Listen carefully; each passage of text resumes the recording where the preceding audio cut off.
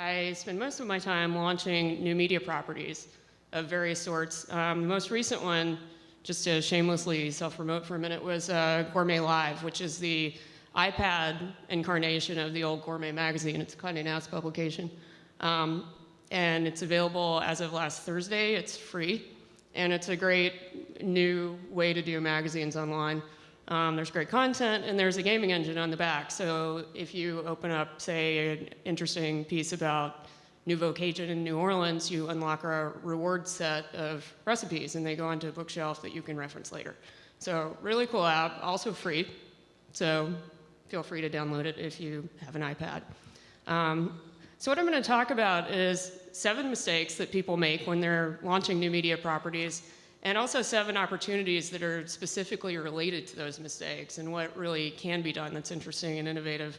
So the first thing is most people who are launching new media properties don't really understand their audience. And when I say they don't understand their audience, it's not just a matter of not understanding who the demographic is, but also not understanding what their media consumption habits are. One example that I like to bring up whenever I'm talking to, say, agency people, because this is relevant not only for traditional media companies that are building new brands in either a web format or an application format, it's also relevant for larger brands that are trying to utilize new media to really communicate with their audiences and their customers. So one example I like to bring up, I went into an agency meeting 6 months after I had launched Dealbreaker, and Dealbreaker is a gossip site for Wall Street people, and it was really, really designed to target people who work in institutional finance. But most of those readers skew very young and very male, as you might expect. In fact, I think the actual demographics were Dealbreaker was 92% male. 78% of the demographic worked in institutional finance, meaning investment banking, hedge funds, private equity. And the median age was 29. The median household income was 220 grand a year. And as you can imagine, that's a very attractive audience for a lot of brands. But I remember walking into an agency meeting and somebody asking me, well, how do you compete with Forbes? And I said, well, first of all, we don't really compete with Forbes directly in terms of financial information because most of our readers have a Bloomberg terminal and they're getting stuff faster than Forbes can publish it in the print publication. I said, but also, I don't think you really understand what our readers are also looking at.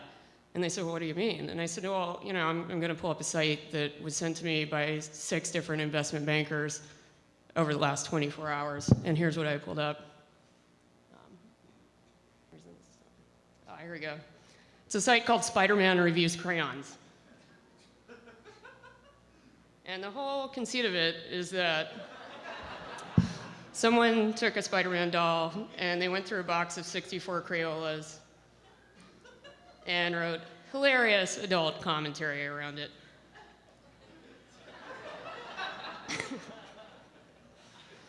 So I had to explain to the client, for Dealbreaker, my core audience isn't really Forbes.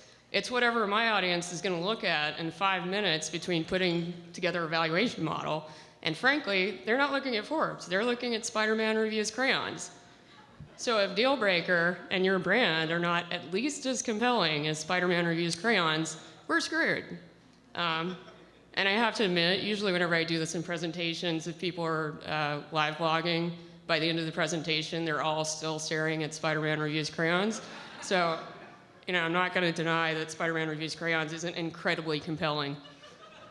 But the whole point and the opportunity here is that one of the great things about online media is that you can really track your users' behavior not just on your site, but also where they're going elsewhere. Even really basic analytics packages offer comparable sites for whatever your audiences are.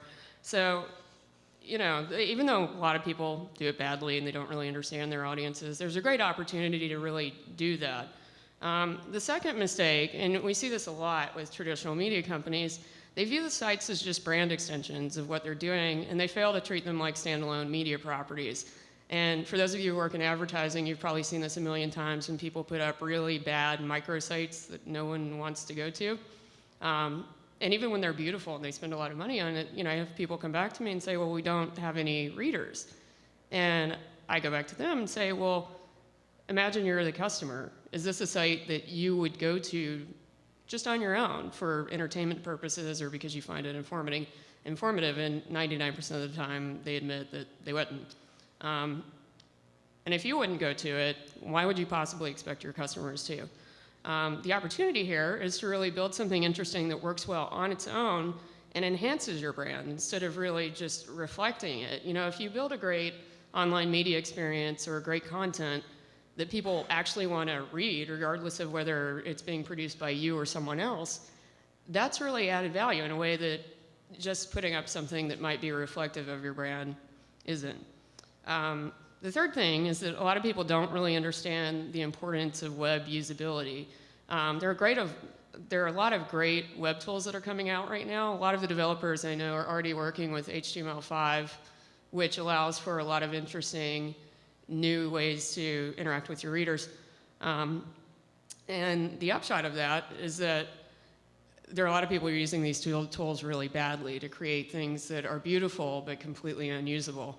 And you know, if you want the really low-end usability test, sit your grandmother in front of your new site and see if she can figure out how to use it. If your grandmother can't figure out how to use it, your users probably can't either. And here's the thing, everybody who's on the internet knows this. Internet users have no attention span. So if you think they're gonna spend the time to educate themselves about how your site works, they're not. People are lazy and it's easy to click off. But the opportunity here is that if you pay attention to the way users are actually navigating your site, you get a lot of implicit information about what they want. If people are going to one section instead of another, you know, there are two possibilities. Either the content's more compelling or they just couldn't find the other section. So the opportunity here is that you can really pay attention to the way users are behaving on your site, and it tells you not only how they feel about your content and the various things that you're putting on it, but also how they behave on the web categorically. It's just a really great learning opportunity. And that can be said of the web in general. There are plenty of opportunities for informal research in the form of inferred data. You know, your users, if you ask them overtly what they want to see and what they like and what they're interested in, will always give you a very different answer than what you get if you actually just watch them use your site. And the average, if I go to CNN right now and ask everyone in this room what they find the most compelling, the inclination is to suggest that a story about the economy or the war in Afghanistan might be interesting. But having talked to a lot of people who worked on CNN's redesign and some people on the back end who have access to analytics, what you're probably clicking on is a story with a photo of a cat. Because that is actually one of the highest traffic genres of stories, even on CNN. So what you really have to pay attention to is what people are telling you by where they're going on your site, not necessarily what your users are saying they want. But the opportunity there is that if you do pay attention to user behavior and you solicit feedback and you really look at the analytical data behind it, your users will tell you what they want, even if they're not cognizant of it. The fourth mistake is that a lot of people really don't understand the metabolism of the web, and they produce content that's stale or they don't produce content frequently enough.